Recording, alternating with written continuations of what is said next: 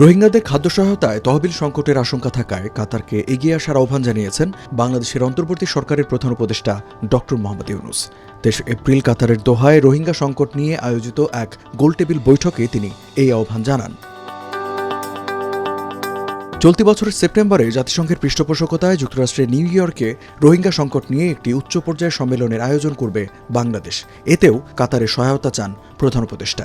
UN এই যে সেপ্টেম্বরে একটা ওরা রোহিঙ্গাদের উপরে আলাদা একটা ডিসকাশন করবে, এটা একটা কনফারেন্স হবে রোহিঙ্গাদের উপরে। ওয়ার্ল্ডের আমরা আশা করছি 170টার মতো দেশ এইখানে পার্টিসিপেট করবে। কাতার আমাদেরকে প্রচুর এখানে সাহায্য করছেন এবং আমরা মনে করছি যে এই সাহায্যটা সামনে কন্টিনিউ করবে এবং আরও বাড়বে।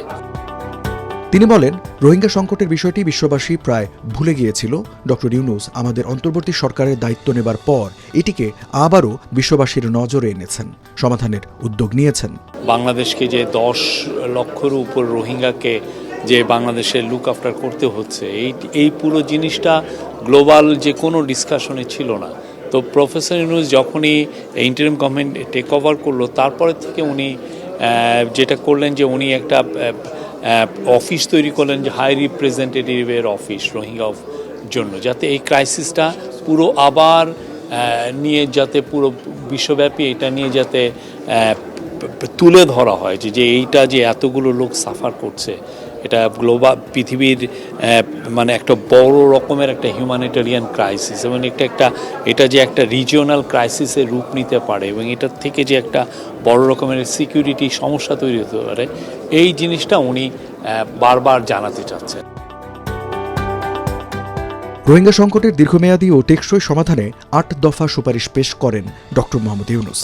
সুপারিশগুলো হল: মানবিক অর্থায়ন নিশ্চিত করা, খাদ্য, স্বাস্থ্যসেবা, শিক্ষা, আশ্রয় ও নিরাপত্তা নিশ্চিত করতে অব্যাহত অর্থায়ন প্রয়োজন, জীবিকা সহায়তা, ক্যাম্পে শিক্ষিত ও দক্ষ রোহিঙ্গাদের কর্মসংস্থানের সুযোগ সৃষ্টির মাধ্যমে স্বনির্ভরতা তৈরি করা যেতে পারে, ভাষাঞ্চর উন্নয়নে সহায়তা, ভাষাঞ্চরে রোহিঙ্গাদের জন্য স্বাস্থ্য, শিক্ষা, যোগাযোগ ও পানীয় জলের সুযোগ বৃদ্ধিতে কাতার অংশ নিতে পারে, শিক্ষা সহায়তা, বিশেষ করে শিশু ও কিশোরীদের জন্য শিক্ষার সুযোগ তৈরি করা দরকার, বাংলা ভাষাভিত্তিক কারিকুলামের পাশাপাশি ইংরেজি ও বার্মিজ ভাষার শিক্ষা চালু করা যেতে পারে, পরিবেশ সুরক্ষা, বৃক্ষরোপণ, নবায়নযোগ্য জ্বালানি ব্যবহার এবং বর্জ্য ব্যবস্থাপনা কর্মসূচিতে বিনিয়োগ বাড়াতে হবে, অবকাঠামোগত উন্নয়ন, কক্সবাজার ও ভাষাঞ্চরের অবকাঠামো এবং যোগাযোগ ব্যবস্থা উন্নয়নে সহায়তা দরকার, আন্তর্জাতিক সংলাপ ও কূটনৈতিক সহায়তা।